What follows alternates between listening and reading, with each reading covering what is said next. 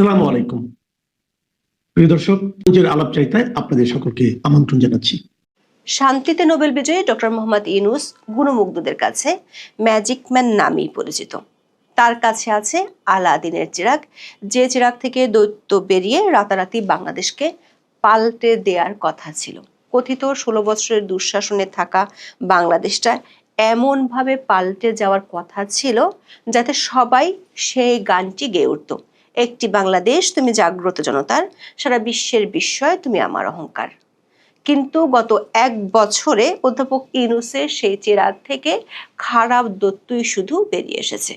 Mob সন্ত্রাসে, চাঁদাবাজিতে, পানিতে ভাসমান লাশ উদ্ধারে বহু রেকর্ড এরই মধ্যে অধ্যাপক ইউনূসের সরকার করে ফেলেছে। ডক্টর ইউনূসের আমলের দুঃসংবাদের বন্যার স্রোত এত তীব্র যে বঙ্গোপসাগরের ঢেউ মাঝে মাঝে তাতে হার মানে। এবার এমন কিছু ঘটেছে যা গত 15 বছর কেন, প্রায় 2-3 দশকেও ঘটেনি। ইপিআই টিকাদান কর্মসূচিতে বিশ্বের বুকে বাংলাদেশ যেখানে ছিল রোল মডেল, সেখানে কয়েক মাস ধরে টিকা বঞ্চিত হচ্ছে লাখ লাখ শিশু। সারের দাবিতে রাস্তা অবরোধ করে নিয়মিত কৃষক বিক্ষোভের খবর সংবাদ মাধ্যমে ফিরেছে প্রায় 2 দশক পর। অন্তর্বর্তী সরকারের পিআর টিম অর্থনীতির আকাশচুম্বী সাফল্যের প্রচার করতে যখন ব্যস্ত, তখন অনিশ্চয়তা পড়েছে শিশু ও কৃষকের ভবিষ্যৎ।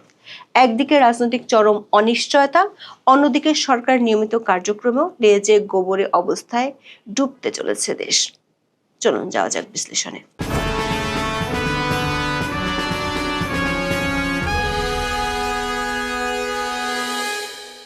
এক সময় টিভি বিজ্ঞাপন দেখতে দেখতে স্লোগানগুলো মুখস্থই হয়ে গিয়েছিল। বলা হতো, আপনার শিশুকে টিকা দিন, রোগমুক্ত জীবন দিন, কিংবা সুস্থ শিশু চাইলে ঘরে টিকা দিবেন খেয়াল করে। শিশুদের টিকা দেওয়ার ক্ষেত্রে বাংলাদেশের সাফল্য বিশ্বের জন্য অনন্য উদাহরণ তৈরি করেছিল। প্রাণঘাতী কয়েকটি রোগ থেকে শিশুদের জীবন বাঁচাতে সারা বিশ্বে বিশ্ব স্বাস্থ্য সংস্থার সম্প্রসারিত টিকাদান কর্মসূচি বা ইপিআই পরিচালিত হয়। 1979 সালের 7 এপ্রিল বাংলাদেশ এই কর্মসূচিতে আনুষ্ঠানিকভাবে যুক্ত হয়।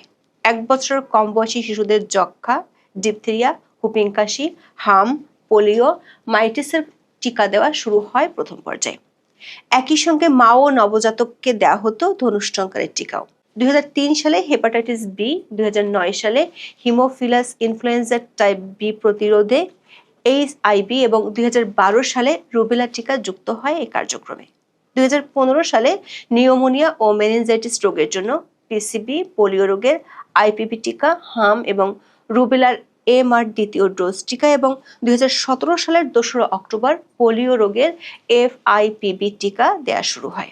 দর্শক, বিগত আওয়ামী লীগ সরকারের অনেক সমালোচনা আছে, এটি সত্যি, কিন্তু শিশুদের বিনামূল্যে টিকাদান কর্মসূচিতে সাফল্যের ক্ষেত্রে শেখ হাসিনা সরকারের সাফল্য ঈর্ষণীয়। দৈনিক প্রথম আলো কার্যালয়ে 2014 সালে আয়োজিত এক গোল টেবিল বৈঠকে বাংলাদেশের ভূয়সী প্রশংসা করে বিশ্ব স্বাস্থ্য সংস্থা। সংস্থাটির কর্মকর্তা জয়ত লিয়ানাগে তখন বলেছিলেন, রাজনৈতিক সদিচ্ছার কারণে এখানে টিকাদান কর্মসূচি সফল হয়েছে। এক্ষেত্রে বাংলাদেশ বিশ্বের বিভিন্ন দেশের কাছে এখন রোল মডেল। বিবিসি বাংলায় 2019 সালে প্রকাশিত এক প্রতিবেদনে বলা হয়, জন্মের পর কিংবা শিশু বয়সে অজানা রোগে আক্রান্ত হয়ে মৃত্যু কিংবা পঙ্গুত্ব বরণ এক সময় বাংলাদেশের শিশুদের জন্য ছিল নিয়মিত ঘটনা, কিন্তু এখন আর সে দৃশ্য দেখা যায় না। বরং টিকাদান কর্মসূচির সফল বাস্তবায়নের ফলে অনেক সংক্রামক রোগী এখন বিলুপ্তির পথে।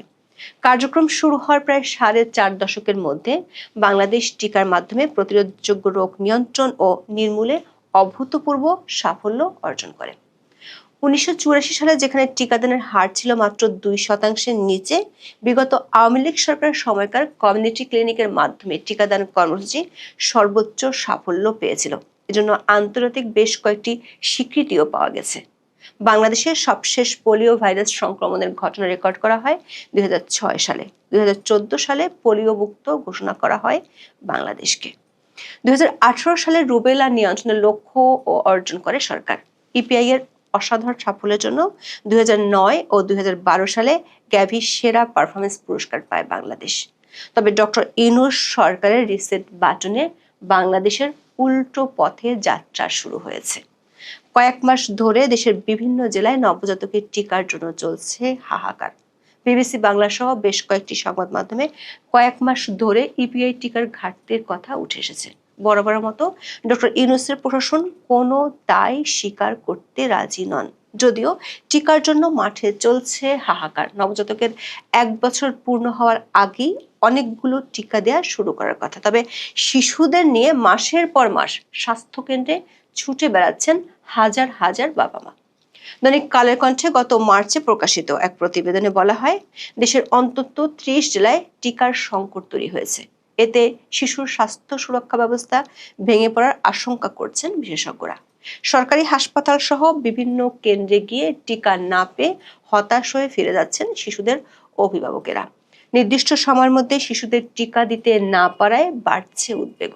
অন্যদিকে সম্প্রতি বিবিসি বাংলার এক প্রতিবেদনে বলা হয়, টিকার সংকটের বিষয়টি মৌখিকভাবে স্বীকার করলেও স্বাস্থ্য কর্মকর্তারা অন ক্যামেরা কথা বলতে রাজি হচ্ছেন না। চাঁদপুরের সিভিল সার্জন ডক্টর নূর আলম দিন পেন্টাভ্যালেন্ট ভ্যাকসিনের স্বল্পতা স্বীকার করেছেন।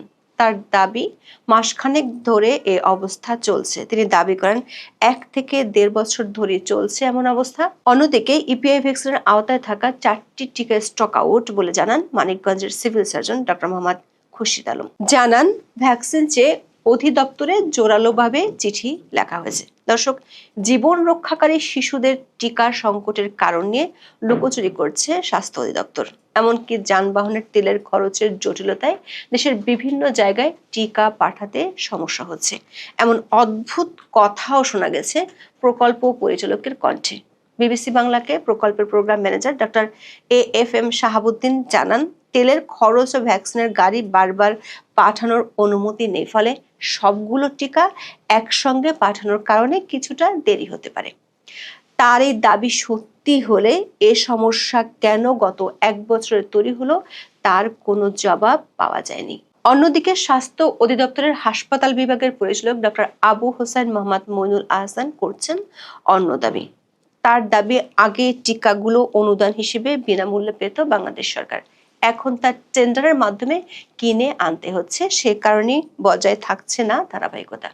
দর্শক, মইনুল হাসানের এই দাবির সত্যতা রয়েছে। 2023 সাল পর্যন্ত ইউএনএফপির অর্থায়নে বিনামূল্যে বাংলাদেশের টিকা সরবরাহের নির্ধারিত মেয়াদ শেষ হয়। তবে আওয়ামী লীগ সরকার তড়িৎ উদ্যোগ নিয়ে এর মেয়াদ আর1 বছর বাড়িয়েছিল।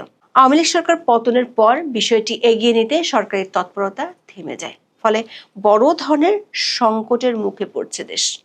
টাকা খরচ করেও নিরবিচ্ছিন্ন সরবরাহ অব্যাহত রাখতে ব্যর্থ হচ্ছে অন্তর্বর্তী সরকার।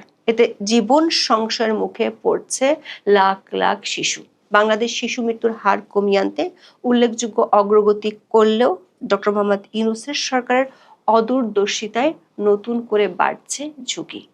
সেই সঙ্গে পোলিওর মতো যেসব রোগ নির্মূল হয়েছিল সেগুলো ফিরে আসার আশঙ্কা তৈরি হয়েছে। শিশুদের টিকার তীব্র সংকটের মতোই পুরানো আরেক বিপদ নতুন করে ফিরে এসেছে রিসেট বাটনে।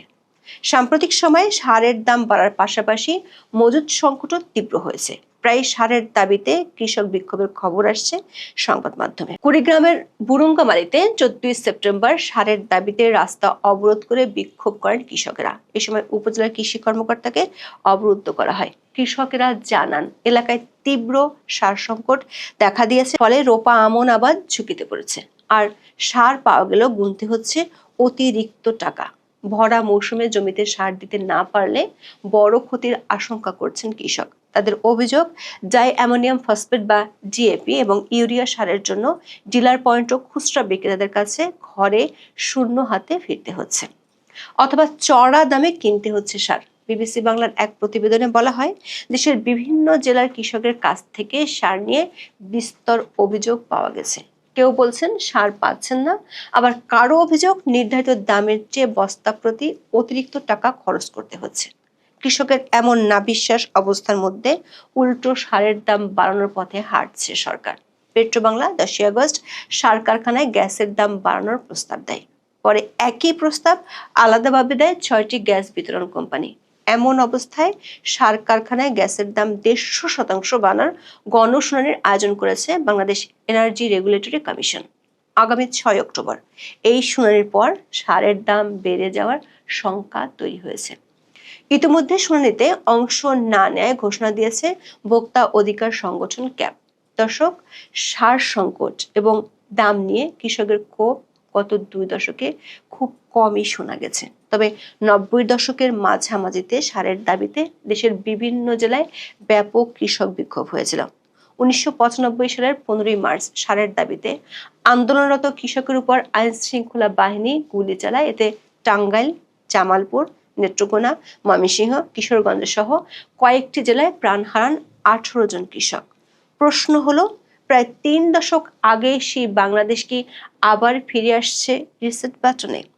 নবজাতকের টিকা থেকে শুরু করে চাষাবাদের মূল উপকরণ সারের জন্য হাহাকার কোন নতুন বাংলাদেশের ছবি উপহার দিচ্ছে? সেই সঙ্গে লাখ লাখ নতুন বেকার, 20 লাখ মানুষের অতি দরিদ্র হওয়ার মধ্য দিয়ে কোন ম্যাজিক্যাল দেশ হাজির করছেন নোবেল বিজয়ী ডক্টর মোহাম্মদ ইউনূস? শেখ হাসিনার সরকারের সমালোচনা করেন যে অধ্যাপক, তার সরকারের কাছ থেকে হাসিনার আমলের ভালো কাজগুলোকে আরো এগিয়ে নিয়ে যাওয়ার আশাই তো দেশের মানুষ করেছিল। গত 1 বছরে তার একটি নমুনা কি অন্তর্বর্তী সরকার রাখতে পেরেছে? এখন এ পর্যন্ত।